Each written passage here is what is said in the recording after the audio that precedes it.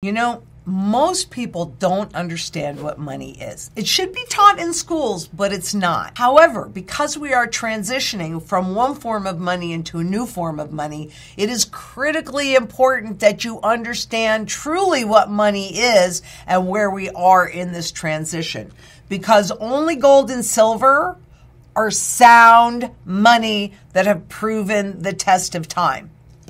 But the problem with having a gold and silver backed currency is that it creates restrictions around what governments can do and how much debt they can take on and how much they can spend, which they don't like, right? So they transitioned us back in 1913 into a fiat money. But this is not the first time that that's happened. It's happened well over 4,800 times. So I want to just give you very briefly a lesson, and please, please, please share this. Make sure you subscribe. Make sure you leave a comment. Share, share, share. And let's talk about money.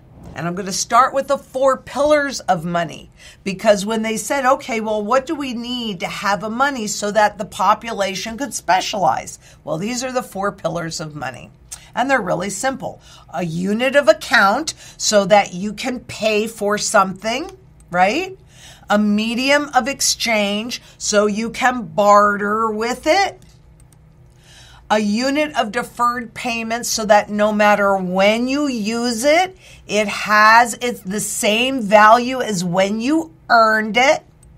And finally, a store of value so that it's something that can last over generations.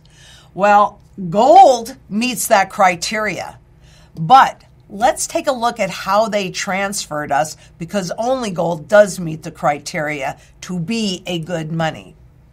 Here's your purchasing power. That means what you can convert this into, or frankly, what you can convert this or this into. So the dollar was created to mimic the 4 pillars, good money. And it's done it pretty well, each one of them.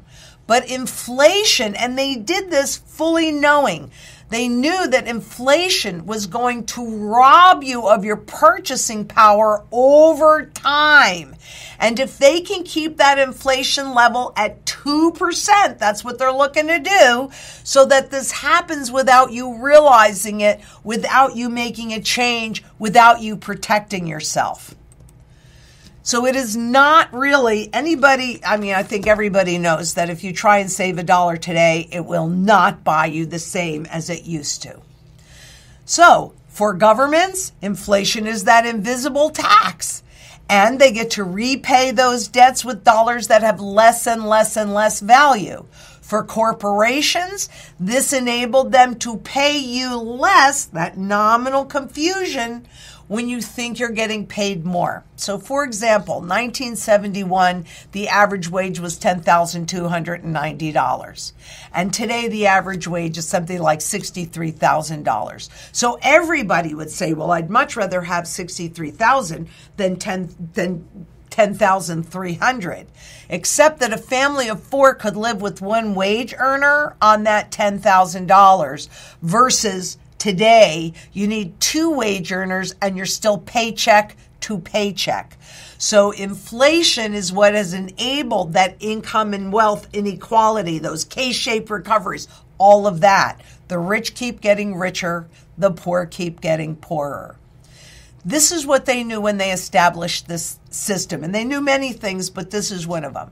A sentiment of trust in the legal money of the state is so deeply implanted in the citizens of all countries that they cannot but believe that someday this money must recover a part, at least, of its former value.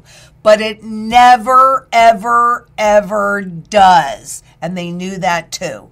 So there are well over 4,800 different currencies that existed at one time that no longer exist. Because if a government can say this is money, they can also say this is not money. And ultimately what every single government does is they hyperinflate the rest of the purchasing power value out of that money. And that's where we are right now. Just like we were in the Depression at the kickoff, where they did that overnight revaluation and started this whole trend, now we are at the very, very end of this trend.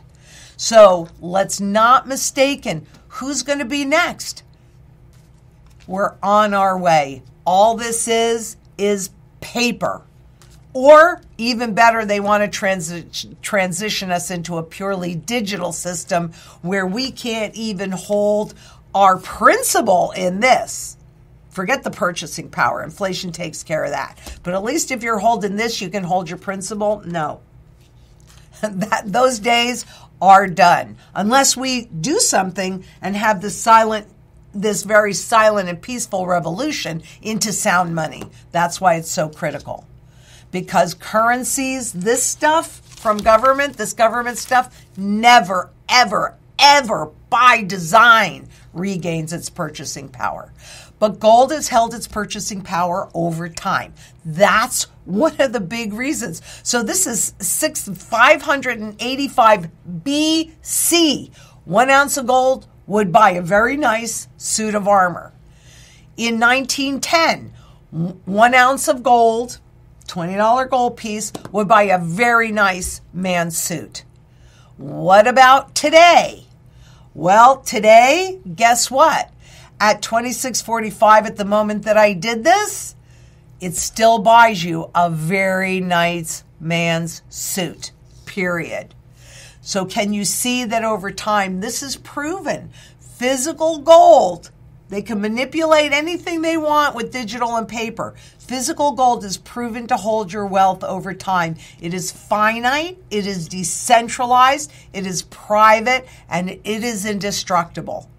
And it'll make your wealth indestructible as well.